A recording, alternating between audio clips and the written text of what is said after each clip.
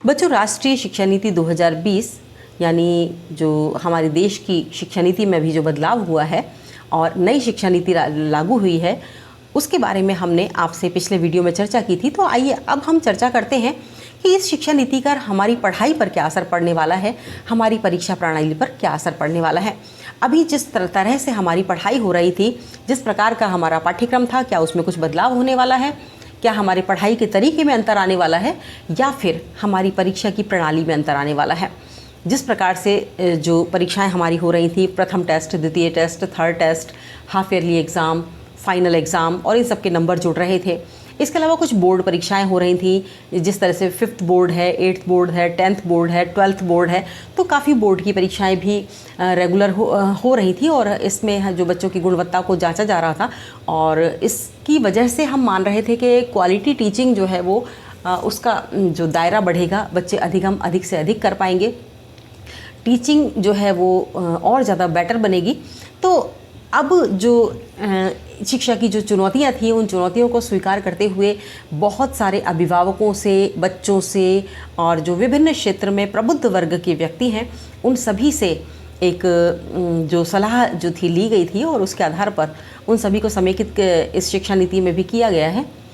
तो चलिए हम बात करते हैं कि देश की शिक्षा नीति में 34 साल बाद एक नया परिवर्तन आया है। तो शिक्षा नीति को कैबिनेट ने मंजूरी दे दी है। इस शिक्षा नीति में स्कूल के बस्ते, प्री प्राइमरी क्लासेस से लेकर बोर्ड परीक्षाओं, रिपोर्ट कार्ड, यूजी एडमिशन के तरीके, एमफिल तक बहुत कुछ बदल जाएगा। तो क्या क्या बदल जाएगा? अब देखिए, जब हम बस्ते की बात करते हैं तो अभी एक प्रस्ताव आया था कि जो है बैग फ्री डे, सैटरडे को बैग फ्री डे बनाया गया था कि सैटरडे को बैग बच्चों को नहीं लाना पड़ेगा और उनको ऐसे ही अनेक गतिविधियों के माध्यम से पढ़ाया जाएगा। तो बच्चों के बैग पर भी शायद यहाँ पर इन्होंने कुछ प्रतिबंध लगाए होंगे और बैग फ्री करने की छोटे बच्चों के लिए प्रयास किया गया होगा। प्री प्राइमरी क्लासेस जो हैं उनका तो आपको पता ही है कि प्री प्राइमरी क्लासेस जो हैं वो आंगनवाड़ी केंद्रों में लगेंगी और बच्चा जो है वो एक घरेलू वातावरण में रहते हुए एक शिक्षा के क्षेत्र से जुड़ेगा और इसके बाद वो स्कूल जाएगा और पहली और दूसरी क्लास में भर्ती होगा। इसके बाद तीसरी से 5वीं क्लास का एक जो पूरा जो स्ट्रक्चर दिया गया है वो है। और उसके बाद जो मिडिल क्लासेस हैं, 6 to 8 क्लास मिडिल, जो कि पहले भी थी अभी भी हैं, 6 to 8 रहेंगी। लेकिन 9th to 12th जो क्लासेस हैं उनमें परिवर्तन आया है। पहले 9th और 10th का एक सा सिलेबस हुआ करता था और 11th और 12th का एक सा सिलेबस हुआ करता है और दोनों में सब्जेक्ट भी एक से हुआ करते हैं। यानी 10th से बच्चे सब्जेक्ट का चयन नहीं कर रहे थे, बल्कि 11th से बच्चे सब्जेक्ट का चयन कर रहे थे। तो 10th में उनको सभी सब्जेक्ट पढ़ने पड़ते थे 9th 10th में, और माना जाता था कि नॉलेज के लिए बच्चों को ज़रूरी है कि सब प्रकार के सब्जेक्ट पढ़ें और आगे जाकर वो जो करना चाहते हैं वैसे वो कर सकते हैं। लेकिन यहाँ पर बच्चों पर प्रेशर कुछ ज़्यादा था, क्योंकि जो सब्जेक्ट वो पढ़ना चाह रहे थे वो सब्जेक्ट वो नहीं पढ़ पा रहे थे और जो सब्जेक्ट वो नहीं पढ़ना चाहते थे उन्हें वो सब्जेक्ट भी ज़बरदस्ती पढ़ना पड़ रहा था। यानी बहुत सारे बच्चे मैथ्स पढ़ना नहीं चाहते थे तो मैथ्स उन्हें पढ़ना पड़ रहा था। अगर वो भाषा के स्टूडेंट थे फिर भी उन्हें मैथ्स पढ़ना पड़ रहा था, और अगर वो मैथ्स पढ़ना चाह रहे थे और वो भाषा नहीं पढ़ना चाहते थे, वो साहित्य में बहुत ही डीपली नॉलेज नहीं चाह रहे थे, लेकिन फिर भी उनको साहित्य पढ़ना पड़ रहा था। तो इस तरह से 9th 10th में सारे सब्जेक्ट्स बच्चों को पढ़ने पड़ रहे थे। लेकिन अब इससे उन्हें मुक्ति मिल गई है, क्योंकि वो 9th में ही अपना सब्जेक्ट चयन कर सकते हैं। तो ये बहुत अच्छी बात है। जो बच्चों की शुरुआत है पढ़ाई की वो एक प्री प्राइमरी क्लासेस से शुरू होगी, तो बच्चा हैबिचुअल भी हो जाता है आगे पढ़ने के लिए, और जब तक वो स्कूल जाता है तो स्कूल जाने के योग्य हो जाता है और अधिगम के क्षेत्र में उसकी जो योग्यता है वो बढ़ जाती है। क्योंकि जब हम शुरू से सीखना शुरू कर देते हैं और धीरे धीरे हम सीखते जाते हैं तो हमारे सीखने का एक क्रम लगातार बना रहता है। और एकदम से यदि हम विद्यालय जाते हैं तो आपने देखा होगा कि स्कूल जाने वाले बच्चे रोते बहुत हैं कि मैं नहीं मैं स्कूल नहीं जाऊंगा, और जब ज़बरदस्ती उनको छोड़ कर आया जाता है तब भी वो बहुत रोते हैं और बड़ी मुश्किल से हैबिचुअल हो पाते हैं। तो इसके लिए इन बच्चों के लिए आंगनबाड़ी केंद्रों पर इनकी जो गतिविधि आधारित शिक्षण है, खिलौनों से है, एक्टिविटीज़ के माध्यम से, तो ये बच्चे पढ़ते पढ़ते खुद ही इतने हैबिचुअल हो जाएंगे कि ये नॉलेज के लिए खुद ही तैयार रहेंगे और स्कूल आने पर इन्हें कुछ अलग सा महसूस नहीं होगा, बल्कि उनको लगेगा कि ये घर, आंगनवाड़ी केंद्र और स्कूल या थर्ड स्टेप पर वो स्कूल में पहुंच जाएंगे और उनको अपना घरेलू सा ही वातावरण वहाँ पर प्रतीत होगा। अब इस नीति में सबसे बड़ी विशेषता क्या है कि स्कूली शिक्षा में कौन कौन से विषय जोड़े जाएंगे। देखिए, अभी जो था कि अन्य जो गतिविधि आधारित शिक्षण जो होता था वो सब्जेक्ट वाइज होता था, और सब्जेक्ट के अलावा कुछ पाठ्यक्रम सहगामी क्रियाएं होती थी, और पाठ्यक्रम सहगामी क्रियाओं के नंबर अभी मुख्य सब्जेक्ट्स के साथ नहीं जोड़े जाते थे, और उनसे बच्चों की परसेंटेज भी प्रभावित नहीं होती थी। परसेंटेज जो थी वो मुख्य सब्जेक्ट्स के आधार पर बनती थी। लेकिन अब क्या किया है इन्होंने कि स्कूली शिक्षा में जो उच्च शिक्षा के साथ साथ कृषि की शिक्षा, कानूनी शिक्षा, चिकित्सा शिक्षा और तकनीकी शिक्षा जैसी व्यवहारिक शिक्षाओं को इसके दायरे में लाया गया है। यानी बच्चों को सभी कुछ सीखना ज़रूरी है। बच्चों को एक तो एंटरटेनमेंट के लिए, मनोरंजन के लिए संगीत भी सीखना चाहिए, उन्हें योग ध्यान का भी ज्ञान होना चाहिए, उनकी स्वास्थ्य शिक्षा भी होनी चाहिए। तो इस तरह की बातें इसमें ली गई हैं, और बच्चों को खेल भी खिलवाए जाने चाहिए ताकि उनकी शारीरिक वृद्धि हो सके।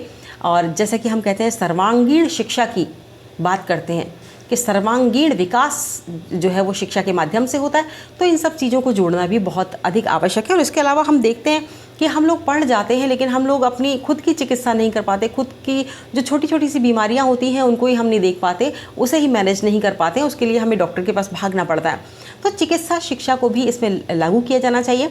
और साथ ही ऐसा होता है कि हम बहुत सारे ऐसे अवसरों से गुजरते हैं जब हमें कानून की सलाह लेनी पड़ती है या कानून की शरण लेनी पड़ती है, तो उस समय कानूनी सलाह जो है वो उससे हम बिल्कुल अनभिज्ञ होते हैं, हम नहीं जानते कानून के बारे में। हमें जो नॉलेज हमारे कानून की होनी चाहिए, हमारे जो इसकी होनी चाहिए वो हमें नहीं है। तो ये शिक्षा भी साथ में जोड़ी गई है। साथ में कृषि को भी जोड़ा गया है, क्योंकि कृषि जो है वो हमारी आधारभूत आवश्यकता है। कहते हैं यदि किसान ना हो तो सारा देश भूखा मर जाए, देश क्या संपूर्ण विश्व भूखा मर जाए। तो कृषि करना भी बहुत ज़्यादा ज़रूरी है। कृषि की नॉलेज भी हमें होनी चाहिए, पेड़ पौधों की नॉलेज भी होनी चाहिए, क्योंकि पेड़ पौधों का हमारे जीवन में बहुत महत्व है। हम क्या खाते हैं, किस प्रकार से हमारे शरीर में जो भी भोजन जाता है और उसका हमारे शरीर पर क्या इफ़ेक्ट पड़ता है, इसकी भी हमें जानकारी होनी चाहिए। और थोड़े बहुत हमें पर्यावरण प्रकृति से जुड़ना चाहिए, थोड़े बहुत पेड़ पौधे उगाना भी सीखना चाहिए।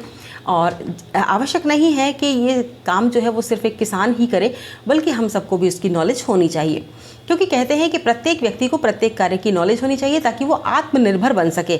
आत्मनिर्भर बनने के लिए ज़रूरी है कि सब प्रकार की नॉलेज उसे हो। तो हमें कानून की शिक्षा भी लेनी है, स्वास्थ्य शिक्षा भी लेनी है, कृषि से भी जुड़ना है और विज्ञान से भी जुड़ना है। उसके अलावा सामाजिक गतिविधियों से भी जुड़ना है। विज्ञान से जुड़ना है क्योंकि वैज्ञानिक दृष्टिकोण हमारे अंदर होना चाहिए। हमें जो है बहुत सारे समाज में ऐसी चीज़ें होती, तंत्र मंत्र इत्यादि जो एक्सेट्रा, जो आपने कभी अपने घर में या लोगों से सुना होगा। तो इस तरह की जो अंधविश्वास वाली बातें हैं उनको त्यागने के लिए ज़रूरी है कि हमें एक वैज्ञानिक दृष्टिकोण का विकास बच्चों में शुरू से ही हो। बच्चों में सबसे पहले उनको चयन करना आए, उनको वर्गीकरण करना आए, उनको कुछ प्रयोग करने आए, कुछ निष्कर्ष निकालना आए और किसी निष्कर्ष को प्राप्त करके उसे एक्सेप्ट करना वो सीखें। एक वैज्ञानिक दृष्टिकोण का विकास जो है वो प्रारंभ से ही बच्चों में होना चाहिए। तो विज्ञान को तो इसमें महत्व दिया ही गया है, साथ ही साथ सामाजिक अध्ययन को भी बहुत महत्व दिया गया है। क्योंकि आज आप देख रहे हैं कि एकल परिवार होते जा रहे हैं, संयुक्त परिवार प्रणाली जो है वो टूटती जा रही है। तो इस में हम बताया गया है कि जो शिक्षा है वो शिक्षा व्यवहारिक जगत में काम आए। शिक्षा वही सर्वश्रेष्ठ होती है जो व्यवहारिक जगत में सफलता की राह दिखा पाती है। तो हमें शिक्षा प्राप्त करके सीधे समाज में जाना होता है, समाज से जो है संबंध स्थापित करने होते हैं। तो वहाँ हमारे सामाजिक संबंध भी अच्छे होने चाहिए और सामाजिक संबंधों को निभाते हुए हम अपनी सफलता की ओर अग्रसर हों, क्योंकि समाज में हम एक दूसरे से जिस प्रकार का व्यवहार करते हैं उसी पर हमारी सफलता भी निश्चित होती है, सुनिश्चित होती है, ये हम भी जानते हैं। तो अभी तक आप आर्ट, म्यूज़िक, क्राफ्ट, स्पोर्ट्स, योग आदि को जो सहायक पाठ्यक्रम के रूप में देख रहे थे वो अब मूल पाठ्यक्रम में जोड़ दिए जाएंगे। और जिसे आप एक्टिविटी के तौर पे पढ़ते आए थे और एक्टिविटी के माध्यम से करते थे, उस पर आप ज़्यादा महत्व नहीं देते थे, उस पर ज़्यादा आप जोर नहीं देते थे, लेकिन आपको अब थोड़ा जोर देना होगा क्योंकि इसके भी नंबर जुड़ेंगे या हो सकता है कि जो पाठ्यक्रम के साथ साथ सेमेस्टर में इसको भी बराबर का महत्व मिले। और एक्स्ट्रा करिकुलम एक्टिविटी जो इसको कहा जाता था वो अब नहीं कहा जाएगा, बल्कि इसको मेन विषय में सम्मिलित किया गया है। और अभी तक शादी होने या किसी के बीमार होने पर किसी की पढ़ाई बीच में छूट जाती थी, तो अब ये व्यवस्था है कि अगर किसी कारण से पढ़ाई बीच सेमेस्टर में छूट जाती है तो इसे मल्टीपल एंट्री और एग्जिट सिस्टम के तहत आपको लाभ मिलेगा। मतलब अगर आपने 1 साल पढ़ाई की है तो आपको सर्टिफिकेट मिल जाएगा, अगर आपने 2 साल पढ़ाई की है तो डिप्लोमा मिल जाएगा, और 3 साल आपने पढ़ाई की है, 3 या 4 साल, तो आपको डिग्री दे दी जाएगी। तो इससे ये होगा कि जहाँ पहले हम जब बीए करना चाहते थे तो फर्स्ट ईयर करके छोड़ देते थे, तो फर्स्ट ईयर का कोई मायने नहीं रहते थे और हमें दोबारा से फर्स्ट ईयर करनी पड़ती थी। अगर हमने सेकेंड ईयर तक पढ़ाई करके छोड़ दी तो भी हमें जब 2-3 साल के बाद हम वापस से अगर पढ़ाई से जुड़ना चाहते थे तो हमें दोबारा से सब कुछ करना पड़ता था, और लगातार हम अगर 3 साल तक नहीं पढ़ते तो हमें डिग्री नहीं मिलती थी। लेकिन अब ये सिस्टम हटा दिया गया है। अब ये कर दिया गया है कि यदि 1 साल बच्चा पढ़कर वहाँ से हट जाता है तो उसको सर्टिफिकेट दे दिया जाएगा, और बाद में वो डिप्लोमा कर सकता है और डिग्री भी कर सकता है। यानी जितना समय उसके पास है और जब जब उसको वक्त मिलता है, जब जब उसको शिक्षा से जुड़ने का अवसर मिलता है, तब तब वो शिक्षा से जुड़ सकता है। तो ये बहुत अच्छी प्रक्रिया है बच्चों के लिए और बच्चों को बहुत राहत देने वाली है। इसके बाद आती है, सरकार ने तय किया है कि अब सकल घरेलू उत्पाद यानी जीडीपी का कुल 6% शिक्षा पर खर्च होगा। फिलहाल भारत की जीडीपी का 4.43% हिस्सा शिक्षा पर खर्च होता था। वहीं मानव संसाधन विकास मंत्रालय का नाम बदलकर अब शिक्षा मंत्रालय कर दिया गया है। तो यह भी एक बहुत बड़ा महत्वपूर्ण बदलाव है, लेकिन ये सिर्फ एक नाम से संबंधित है। लेकिन हमें ये नाम याद रखना है कि अब जो मानव संसाधन विकास मंत्रालय है उसे हम शिक्षा मंत्रालय कहेंगे। तो ये हैं बड़े बदलाव। और इसके बाद आयोग ने शिक्षकों के प्रशिक्षण पर बहुत ज़्यादा जोर दिया है, जहाँ पर बच्चों के लिए इतनी जो मेहनत की गई है, और बच्चों को डिप्रेशन से बचाने के लिए भी यहाँ पर अनेक प्रकार के उपाय किए गए हैं, और साथ में उनको सामाजिक बनाने के लिए, उनमें वैज्ञानिक दृष्टिकोण विकसित करने के लिए प्रयास किया जा रहा है। वहीं सरकार ये देख रही है कि क्वालिटी टीचिंग के लिए, यानी टीचिंग में क्वालिटी ज़्यादा से ज़्यादा आए, यानी बच्चा अच्छे से अच्छे मार्क्स लेकर आए, अच्छी से अच्छी तरह से अधिगम कर पाए। मार्क्स, देखिए, मार्क्स कोई प्रमाण नहीं होता कि आप बहुत ही अच्छी तरह से अपने आप को समझ पाए हैं, सफलता की ओर आगे बढ़ रहे हैं, या आप व्यावहारिक जगत में बड़े ही सक्सेस हासिल कर सकते हैं। ये मार्क्स से नहीं पता चलता, बल्कि बच्चों की ऑल ओवर जो भी उनकी परफॉर्मेंस होती है उससे पता चलता है। तो शायद सेमेस्टर सिस्टम भी इसमें लागू हो जाएगा, तो ये भी अच्छा रहेगा बच्चों के लिए। और जो टीचर्स के प्रशिक्षण पर खास जोर दिया गया है, इसका हम सभी को स्वागत करना चाहिए। इससे जो टीचिंग की क्वालिटी है वो भी बढ़ेगी और इससे बच्चों को और भी अधिक लाभ मिलेगा। और जो सरकार ने अब एक जो न्यू कैरिकुलम फ्रेमवर्क तैयार जो सरकार अब कर रही है, इसमें देखो ECE स्कूल टीचर्स और एडल्ट एजुकेशन को जोड़ा जाएगा, यानी बोर्ड एग्ज़ाम को भाग में बांटा जाएगा। अब 2 बोर्ड परीक्षाओं को तनाव को कम करने के लिए बोर्ड 3 बार भी परीक्षा करा सकता है। तो ये एक नया परिवर्तन हुआ है इसमें। इसके अलावा बच्चों के रिपोर्ट कार्ड में लाइफ स्किल्स को जोड़ा जाएगा। जैसे कि आपने अगर स्कूल में कुछ रोजगार परक सीखा है, यानी कुछ रोजगार के लिए आपने सीखा है, गृह उद्योग कुछ सीखा है आपने, तो इसे आपके रिपोर्ट कार्ड में जगह मिलेगी, बताया जाएगा, मेंशन किया जाएगा, जिससे बच्चों में लाइफ स्किल्स का भी विकास हो सकेगा। तो अभी तक रिपोर्ट कार्ड में ऐसा कोई प्रावधान नहीं था कि आपने क्या सीखा, आपको क्या बेटर आता है। अगर आप बहुत अच्छे संगीतकार हैं, बहुत अच्छे गीत गाते हैं, तो आपके रिपोर्ट कार्ड में ये मेंशन नहीं किया जाता था। अगर आपको कोई घरेलू उत्पाद बनाना आता है, बहुत अच्छी अच्छी सामग्रियाँ बनानी आती हैं, तो ये आपके रिपोर्ट कार्ड में मेंशन नहीं होता था। लेकिन अब ये सब आपके रिपोर्ट कार्ड में मेंशन होगा। तो इससे क्या होगा कि आप जब व्यवहारिक जगत में जाएंगे और कुछ करना चाहेंगे, कुछ व्यवसाय से जुड़ना चाहेंगे, तो वहाँ आपकी स्किल्स को भी देखा जाएगा कि हाँ, आप में कुछ कुशलताएं भी हैं जिससे आप आगे काम कर सकते हैं। क्योंकि सिर्फ मार्क्स ले आने से, सिर्फ कुर्सी पर बैठ जाने से ही बच्चा सक्सेस नहीं हो सकता, कोई भी व्यक्ति सक्सेस नहीं हो सकता जब तक कि वो भौतिक जीवन में, यानी अपने व्यवहारिक जगत में सक्सेस नहीं होता है, किसी काम को करना नहीं सीखता, उसे कोई काम बेहतर तरीके से करना नहीं आता, उसमें कुशल नहीं है वो, या कोई और भी क्रिएटिव वर्क जो है वो बहुत अच्छा नहीं कर पाता हो। तो ये सब बहुत ज़्यादा ज़रूरी है और इसे जो है इसमें शामिल किया गया है। तो सरकार का एक लक्ष्य है कि 2030 तक हर बच्चे के लिए शिक्षा सुनिश्चित की जाए।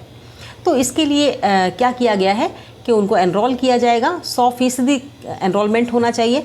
अभी देखा जाता है कि ग्रामीण क्षेत्रों में या कई ऐसे पिछड़े हुए क्षेत्र हैं जहाँ पर बच्चे अभी भी नाम नहीं लिखाते हैं, और नाम लिखाते हैं तो भी वो नियमित रूप से नहीं आते हैं, और नियमित रूप से आते भी हैं तो कुछ समय पढ़ाई करने के बाद वो शिक्षा से वंचित हो जाते हैं, शिक्षा छोड़ देते हैं। और कहीं रोजगार की क्षेत्र में काम करना शुरू कर देते हैं, या आप देखिए कुल मिलाकर वो शिक्षा से अलग हो जाते हैं अपनी पारिवारिक कठिनाइयों के कारण या कोई भौतिक समस्याओं के कारण, तो वो अलग हो जाया करते हैं। तो यहाँ पर हमारी गवर्नमेंट ये चाहती है कि 100% तक इसका लक्ष्य हो कि शिक्षा में बच्चों का एडमिशन 100% हो, यानी हर बच्चा शिक्षा से जुड़े, प्रत्येक बच्चा, एक भी बच्चा छूटे नहीं। तो इस जो क्षेत्र में भी स्कूली शिक्षा से निकलने के बाद जो बच्चे जो उनकी लाइफ स्किल्स है उसके बारे में भी यहाँ रोजगार के क्षेत्र में भी उनको आगे लाने का प्रयास किया जा रहा है। एक तो 100% नामांकन के क्षेत्र में काम किया जा रहा है, उसके बाद बच्चा जो है वो पूरी तरह से पढ़े, अनिवार्य शिक्षा ले और 10वीं तक बच्चा पढ़े, और उसके बाद जो उसकी जो कुछ स्किल्स हैं उसके आधार पर उसको कुछ रोजगार का प्रशिक्षण भी दिया जाए। तो नई राष्ट्रीय शिक्षा नीति 2020 में जो एजुकेशन पॉलिसी है हमारी इंडिया गवर्नमेंट की, तो परीक्षा एजेंसी द्वारा उच्च शिक्षा संस्थानों में प्रवेश के लिए कॉमन एंट्रेंस एग्जाम का भी ऑफर दिया जाएगा। नई राष्ट्रीय शिक्षा नीति NEP के अनुसार national testing agency, national education policy NEP को अब देश भर के विश्वविद्यालयों में प्रवेश के लिए प्रवेश परीक्षा आयोजित करने के लिए एडिशनल चार्ज दिया जाएगा, जिसमें वह हायर एजुकेशन के लिए आम यानी कॉमन एंट्रेंस परीक्षा का आयोजन कर सकता है। तो पहले से ही all India engineering entrance exam है, मेडिकल प्रवेश परीक्षा है और काफ़ी बहुत सारी प्रवेश परीक्षा हैं, तो इनको एक साथ करवाने पर भी विचार हो रहा है। और पाठ्यक्रम में जो जोड़ा जाएगा वह भारतीय ज्ञान पद्धतियों को शामिल किया जाएगा।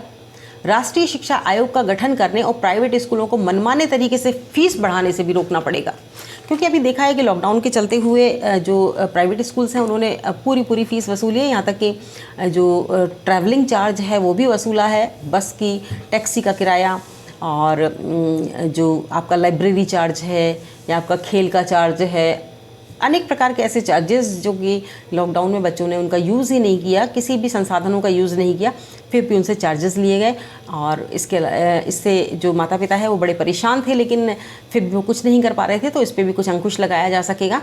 और राष्ट्रीय शिक्षा नीति आयोग, राष्ट्रीय शिक्षा आयोग भारत की प्राचीन ज्ञान पद्धतियों को समग्रता के साथ शिक्षा से जोड़ने का काम करेगा, क्योंकि हम जानते हैं कि भारत विश्व गुरु था और सबसे ज़्यादा जो शिक्षा के क्षेत्र में है भारत ने ही तरक्की की, और यहाँ से बहुत सारी चीज़ें हैं जो विदेशों में गई और वहाँ पेटेंट हुई और वहाँ से एक नए जो प्रोडक्ट की तरह निकल के चीज़ें आई और भारत उसका बाज़ार बना, जबकि मूल रूप से वो भारत की थी। तो अभी भी कहा जाता है कि हमारे यहाँ इतने महान जो चिकित्सा शास्त्री हुए, धर्मवंत, सुश्रुत इत्यादि, जो चिकित्सा शास्त्र में बहुत ही बेटर थे, धन्वंतरी थे, सुश्रुत थे। इसके अलावा रामानुजन जैसे गणितज्ञ हुए, जिन्होंने जो गणित के फार्मूले जो उन्होंने दिए, जिस पर आज भी रिसर्च हो रहा है और बहुत सारी चीज़ों की डिकोडिंग भी आज तक नहीं हो पाई है। इतना महान जो दिमाग था वो भारतीय लोगों में था। लेकिन अब क्या हुआ कि ज़्यादा से ज़्यादा जो है हम लोगों ने विदेशी चीज़ों पर जोर देना शुरू कर दिया और हम ये समझने लगे कि ये सब भारत में कुछ भी नहीं हुआ, बल्कि जो कुछ भी आया वो विदेश से आया। तो ऐसा नहीं है। रिसर्च में जाने वालों के लिए भी तो राष्ट्रीय शिक्षा नीति में क्या किया इन्होंने कि प्राचीन भारतीय ज्ञान की जो पद्धतियाँ हैं, जैसे आयुर्वेद है और भी बहुत सारी चीज़ें हैं, बहुत सारी कलाओं के संबंध में हैं, भाषा साहित्य के संबंध में हैं, विज्ञान के क्षेत्र में भी हमारे ग्रंथों में बहुत कुछ लिखा हुआ है। तो उन सब चीज़ों को हम सामने लाना चाहते हैं और उस पर रिसर्च को हम बल देना चाहते हैं, ताकि हमारा अपना जो प्राचीन ज्ञान है उसको हम अपने हित के लिए यूज़ कर सकें और हमें विदेशों पर डिपेंड ना रहना पड़े। अब इसके बाद है रिसर्च में जाने वालों के लिए नई व्यवस्था की गई है कि उनके लिए 4 साल के लिए डिग्री डिप्लोमा का विकल्प दिया जाएगा। यानी 3 साल डिग्री के बाद 1 साल MA करके, MPhil की ज़रूरत नहीं है। MA करने के बाद वो सीधे ही डॉक्टरेट कर सकते हैं, यानी PhD कर सकते हैं। MA अब 1 साल की हो गई है, 3 साल की का तो डिग्री कोर्स हो गया और उसके बाद MA 1 साल का हो गया और उसके बाद वो डायरेक्टली MPhil की ज़रूरत नहीं है। MPhil नहीं करना चाहते तो ना करें, सीधे ही PhD कर सकते हैं, PhD में जा सकते हैं। तो इसका मतलब ये है कि सरकार ने नई शिक्षा नीति में अब MPhil को पूरी तरह से ख़त्म करने की बात कही है। और वास्तव में भी जो MPhil बच्चे करते थे उसके बाद वो PhD भी करते थे। वो अपने आप को डॉक्टर लगाने के लिए वो ये सोचते थे कि हमें PhD करनी ज़रूरी है। तो एमफिल का कोई औचित्य शायद नज़र नहीं आया और एमफिल जो है वो समाप्त कर दी गई है। मल्टीपल डिसिप्लिनरी एजुकेशन में अब आप किसी एक स्ट्रीम के अलावा दूसरा सब्जेक्ट भी ले सकते हैं। यानी अगर आपने इंजीनियरिंग ले रखी है तो आप म्यूज़िक को भी ले सकते हैं। शौक़ है आपको म्यूज़िक का, तो क्यों ना आप बजाएं, गाएं और अपना मनोरंजन करें और साथ ही अपने शौक़ को भी पूरा करें। आप उस विषय को भी साथ में पढ़ सकते हैं। तो अब स्ट्रीम के अनुसार सब्जेक्ट लेने पर जोर नहीं होगा। पहले जैसे स्ट्रीम के अनुसार सब्जेक्ट का चुनाव करना होता था, अब उसमें भी बदलाव आएगा। यानी पहले एक ग्रुप दिए जाते थे कि भाग 1 में से आपको 2 सब्जेक्ट का चुनाव करना है, भाग 1 में से 2 का करना है, 1 का करना है। इस प्रकार से कुछ ऑप्शंस हुआ करते थे कि भाई एक सब्जेक्ट के साथ आप दूसरा नहीं ले सकते, दूसरे के साथ आप और कोई नहीं ले सकते। तो शायद इस पद्धति में भी बहुत बदलाव आने वाला है। और प्राथमिक स्तर पर शिक्षा में बहुभाषिकता को प्राथमिकता दी गई है और सबसे ज़्यादा जो है मातृभाषा को प्राथमिकता दी गई है। तो देखिए, बच्चा जब घर से निकलता है तो उसने अपनी मातृभाषा में ही बहुत कुछ सीखा होता है, उसी भाषा को वो समझता है। तो जब हम प्रारंभ में यदि हम बच्चे से बात करते हैं, उसकी मातृभाषा में बात करते हैं, तो उसमें एक अपनापन सा फील होता है। उसे ये नहीं लगता कि मैं घर से निकलकर कहीं और आ गया हूँ, बल्कि उसे लगता है कि एक घरेलू सा ही वातावरण है और वो अपने घर वालों के साथ साथ वो टीचर्स को भी पहचानने लग जाता है और साथ ही साथ गतिविधियों के माध्यम से वो इस तरह से उनमें घुल मिल जाता है कि उसे लगता ही नहीं कि वो पढ़ रहा है या शिक्षा ग्रहण कर रहा है। तो एक अनुशासनपूर्ण वातावरण यदि प्रारंभ से ही बच्चे को दे दिया जाए तो वो बड़ा अनईजी फील करता है। लेकिन इस प्रकार का वातावरण, एक घरेलू वातावरण देकर उसे पढ़ाया जाए और उसके बाद उसको विद्यालय में अनुशासित वातावरण में भेजा जाए तो बहुत ही अच्छा रहता है। और यहाँ मातृभाषा जो है वो बहुत काम आती है। तो छोटे बच्चों को उनकी मातृभाषा में ही पढ़ाया जाएगा, तो ये बहुत ही अच्छी बात है। कक्षा 5वीं तक मातृभाषा का ही इस्तेमाल होगा, मातृभाषा शिक्षण के रूप में काम आएगी। और स्कूल की भाषा जहाँ घर की भाषा और स्कूल की भाषा अलग अलग है, वहाँ 2 भाषाओं के इस्तेमाल का सुझाव दिया गया है। तो ये है हमारी शिक्षा नीति। लड़कियों की शिक्षा जारी रहे, इसके लिए भी अनेक भावनात्मक रूप से सुरक्षित वातावरण देने का भी सुझाव दिया गया है। इसमें कस्तूरबा गांधी बालिका विद्यालय का विस्तार किया गया है और वो विस्तार जो है वो 12वीं तक करने का सुझाव राष्ट्रीय शिक्षा नीति 2019 में ही दिया गया। तो जो कस्तूरबा गांधी विद्यालय हैं वो जो है वो 12वीं तक कर दिए जाएं ताकि बालिकाएं जो है वो उसमें अच्छे से शिक्षा ले सकें। और नेशनल साइंस की तर्ज पर सरकार ने NRF जो सरकार ला रही है उसमें साइंस के साथ साथ सोशल साइंस को भी बहुत महत्व दिया गया है और एक बड़े प्रोजेक्ट की फाइनेंसिंग गवर्नमेंट करने जा रही है। तो ये शिक्षा के साथ रिसर्च में युवाओं को आगे आने में मदद करेगा। हालांकि अभी भी बच्चे रिसर्च करते हैं, रिसर्च से जुड़े हुए हैं, साइंस के महत्व को समझ रहे हैं, लेकिन इसमें वो रिसर्च में ज़्यादा सामने आएंगे। और इसके अलावा जो पहली दूसरी कक्षा से ही भाषा और गणित पर जोर दिया जाएगा। अभी आप देखते हैं कि बच्चा 8 तक पहुंच जाता है, 6ठी तक पहुंच जाता है, लेकिन उसको भाषा का पूरा ज्ञान नहीं होता, बहुत सारी गलतियाँ करता है, उसकी हैंडराइटिंग अच्छी नहीं होती है, गणित के सवाल वो पूरी तरह से हल नहीं कर पाता। ज़्यादातर जो रिज़ल्ट डाउन होता है वो होता है गणित में। सबसे फर्स्ट है रिज़ल्ट डाउन होने का कारण गणित, सेकंड होता है विज्ञान और उसके बाद वो फिर भाषा में अन्य सब्जेक्ट्स में कम मार्क्स लाता है। तो गणित को शुरू से ही पढ़ाया जाएगा और भाषा पर भी शुरू से ही जोर दिया जाएगा ताकि बच्चे का जो लेखन कौशल है वो सुधरे और बच्चा बहुत ही अच्छी तरह से लिखने का प्रयास करे, शुद्ध लिखे, साफ लिखे और हैंडराइटिंग उसकी बहुत अच्छी हो, अलग से कोई कोर्स करवाने की उसको ज़रूरत ना पड़े। और इसके साथ ही भाषा सप्ताह, गणित सप्ताह, भाषा मेला या गणित मेला जैसे आयोजन होंगे, हालांकि अभी भी हो रहे हैं लेकिन इनको भी सम्मिलित किया गया है कि आगे भी होते रहेंगे। इसमें पुस्तकालयों को जीवंत बनाने और अन्य एक्टिविटी को कराने पर भी ध्यान दिया जा रहा है, जैसे कि बच्चे को स्टोरी टेलिंग है, रंगमंच है, ग्रुप स्टडी है, पोस्टर है, डिस्प्ले है, इससे भी बच्चे सीखें। बच्चों को किताबों के अलावा जो अन्य माध्यम है, जैसे कहते हैं ना कि प्रचार प्रसार के जो माध्यम हैं, जो जर्नलिज्म में भी कहा गया कि मास कम्युनिकेशन के जो माध्यम हैं उन माध्यमों पर भी जोर दिया गया। हालांकि मास कम्युनिकेशन अभी 9th में 10th में या आगे पढ़ाया जाता है, बच्चों को छोटे एज में नहीं पढ़ाया जाता। तो मास कम्युनिकेशन पढ़ाने की भले ही आवश्यकता ना हो, लेकिन मास कम्युनिकेशन के जो माध्यम हैं उनसे परिचित कराने की बच्चों को आवश्यकता है। तो इसके अलावा माध्यमों से जो सिखाएंगे बच्चों को, तो उससे क्या होगा, बस्ते का बोझ कम होगा। बच्चा ढेर सारा अपना बस्ता लेकर आता है, बड़ा परेशान रहता है और जितना बस्ते का भार होता है उससे जो मतलब जितना खुद का भार नहीं होता उतना ज़्यादा उसके बस्ते का भार होता है। तो उसके बस्ते का भार कम करने की भी प्लानिंग है। और इसके अलावा 3 से 6 वर्ष के जो बच्चे हैं उनके लिए भी अलग से एक बुनियादी शिक्षा का जो परफॉर्मा है वो डेवलप किया जाएगा और उन पर विशेष रूप से ध्यान दिया जाएगा। और इसके बाद कहा गया कि चाइल्ड केयर के लिए पर भी ध्यान दिया जाएगा। और इस पॉलिसी में कक्षा 6 के बाद से ही वोकेशनल स्टडीज़ को भी जोड़ा जाएगा। और शिक्षकों के सपोर्ट के लिए टेक्नोलॉजी के इस्तेमाल को प्रोत्साहित करने की भी बात कही गई है कि नई शिक्षा नीति में जो शामिल है इसके लिए कंप्यूटर है, लैपटॉप है, फ़ोन इत्यादि के जरिए विभिन्न ऐप का इस्तेमाल करके शिक्षण को रोचक बनाने की भी बात कही गई है।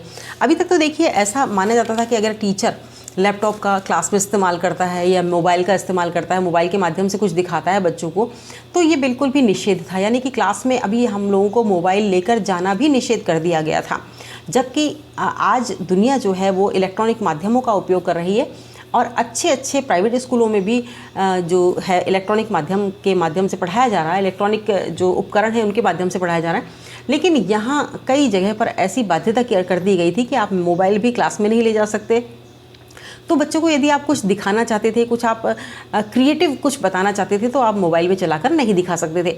लेकिन अभी नई शिक्षा नीति में ये टेक्नोलॉजी पर विशेष ध्यान दिया गया है और इसमें कंप्यूटर का इस्तेमाल करने के लिए, ताकि कंप्यूटर आजकल जो नॉलेज है वो कंप्यूटर के माध्यम से आप सब कुछ सीख सकते हैं और व्यवहारिक जीवन की जो आपको आवश्यकताएं हैं वो भी कंप्यूटर के माध्यम से आप पूर्ण कर सकते हैं। आपकी चाहे रेलवे की बुकिंग है, चाहे आप समझ लीजिए कि आपको कोई नॉलेज लेनी है या आपको कोई वीडियो देखने हैं या आपको कोई शॉपिंग करनी है, घर बैठे शॉपिंग करनी है, चीज़ें मंगवानी है या आपको किसी जॉब से जुड़ना है, ऑनलाइन भी कई जॉब्स होती है, तो कंप्यूटर जो है वो हमारे लिए बहुत मायने रखता है, बहुत फ़ायदा हमें देता है हमारी जो आज की लाइफस्टाइल है उसके लिए। और लैपटॉप जो है वो भी हमारे लिए बहुत उपयोगी है। इसके अलावा फ़ोन को भी हम स्मार्टफोन को एक मिनी जो लैपटॉप मान सकते हैं, मिनी कंप्यूटर मान सकते हैं। और इसमें भी इतने सारे ऐप्स होते हैं कि वो हमारी सारी ज़रूरतों को पूरा करते हैं, हमें सुरक्षा देते हैं और हमारी बहुत सारी मांग को पूरी करते हैं। तो ये जो बचपन से ही बच्चों को समझना चाहिए। आज जब ऑनलाइन टीचिंग हो रही तो बच्चों को हम मोबाइल उनको हाथ में पकड़ा रहे हैं कि लो ऑनलाइन टीचिंग इससे करो, मोबाइल के ज़रिए आप पढ़ो, ज़बरदस्ती उनको पढ़ा रहे हैं। जबकि पहले हम बच्चों को फ़ोन देना निषेध मानते थे, लेकिन अब हम उनको मोबाइल देकर पढ़ा रहे हैं। तो ये एक बड़ा परिवर्तन हमारे समाज में आया और हम लोगों ने इस बात को समझा भी है कि इलेक्ट्रॉनिक माध्यम से बच्चे बहुत बेटर तरीके से पढ़ सकते हैं, क्योंकि वहाँ पर एक लेसन बहुत ही शानदार तरीके से बनाया हुआ होता है और इतनी अच्छी तरह से बनाया हुआ होता है कि गुणवत्तापूर्ण शिक्षण की अगर हम बात करें तो बच्चा जब देखता है तो उसकी 5 इंद्रियाँ जो होती हैं वो सक्रिय होती हैं। जैसे उसकी आइज़ से वो देखता है, उसके कानों से वो सुनता है, तो वो उसकी आंखें, कान, उसका ध्यान सब उसी जगह पर लगा हुआ होता है। वो बहुत सारी गतिविधियाँ उसमें देखता है, चित्र इत्यादि देखता है, वीडियोस देखता है, चलते फिरते लोगों को देखता है। तो जो सामने देखकर बच्चा समझ पाता है वो और भी बेटर तरीके से समझ पाता है। तो इस नई शिक्षा नीति में इसको भी बहुत महत्व दिया गया है और ये बताया है कि इसे और रोचक तरीके से बच्चों को पढ़ाया जाना चाहिए। और इसके बाद 12 साल की उम्र में जैसे कि बच्चे कहते हैं कि समझदार हो जाते हैं और 14 साल तक की उम्र तक के बच्चों के लिए निःशुल्क शिक्षा की व्यवस्था थी। तो अब ये जो व्यवस्था की जो उम्र है वो बढ़ा के 18 साल कर दी गई है और 18 साल तक बच्चों को शिक्षा से जोड़े रखना बहुत ही ज़रूरी बताया गया और उसके बाद उच्च शिक्षा की बात कही गई है।